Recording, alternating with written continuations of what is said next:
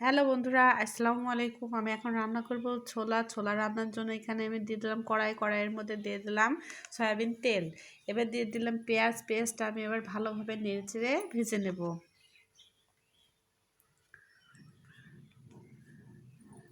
পেঁয়াজটা আমার প্রায় ভাজা হয়ে গেছে। এবার দিয়ে দেব আমি তেজপাতা আর দারচিনি। তেজপাতা দারচিনি দিয়ে দিলাম। এবার আমি ভালোভাবে নেড়ে নেব। নেড়ে নেওয়া হয়ে গেলে এর মধ্যে দিয়ে দেব কিছুটা টমেটো কুচি। টমেটো কুচিগুলো দিয়ে আমি আর একটু নেড়ে নেব।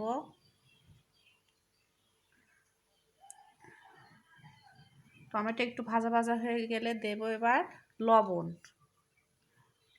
কিছুটা লবণ দিয়ে আমি ভালোভাবে নেড়ে নেব।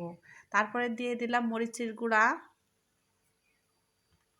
দিয়ে আবারও আমি ভালোভাবে নেড়ে নেব। ভালোভাবে নাড়া হয়ে গেলে এর মধ্যে দিয়ে দেব পরিমাণ মতো আদা রসুন বাটা, জিরে বাটা, সব কিছু দিয়ে আমি ভালোভাবে আবারও নেড়ে নেব।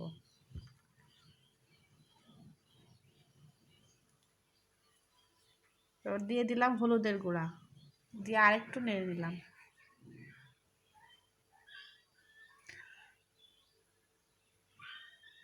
তারপরে অল্প পরিমাণে পানি দিয়ে দিলাম।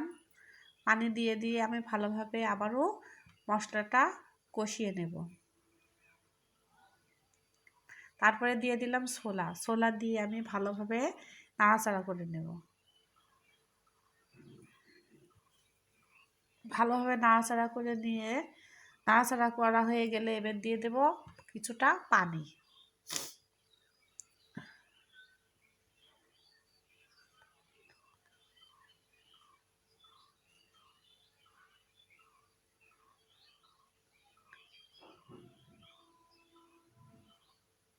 এবার দিয়ে দিলাম আমি কিছুটা পানি দিয়ে এবার ঢাকা দিয়ে দিলাম। ঢাকা দিয়ে আবার ফিরে আসলাম। ফিরে এসে দেখুন পানিটা অনেকটা শুকিয়ে গেছে। আবার কিছুটা ধনের পাতা উপর থেকে ছড়িয়ে দিলাম।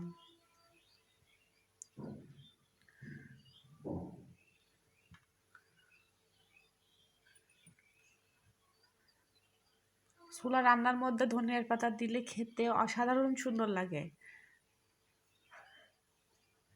আমার ছোলা রান্না হয়ে গিয়েছে। দেখুন ছোলা রান্নাটা কেমন হয়েছে। এই যে আমার ছোলা রান্নার ফাইনাল লুক।